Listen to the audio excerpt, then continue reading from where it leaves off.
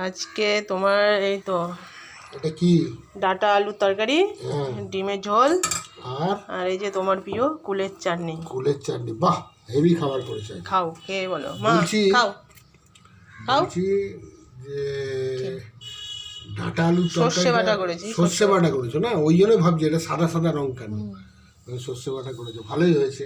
না খাও, খেতে বসো, খাও, খেয়ে বলো কেমন হয়েছে। না খেয়ে বললে ভালোই হয়েছে দাঁড়াও, বললে হবে? আগে খেতেই দিচ্ছ না, ধড়বড় করছো।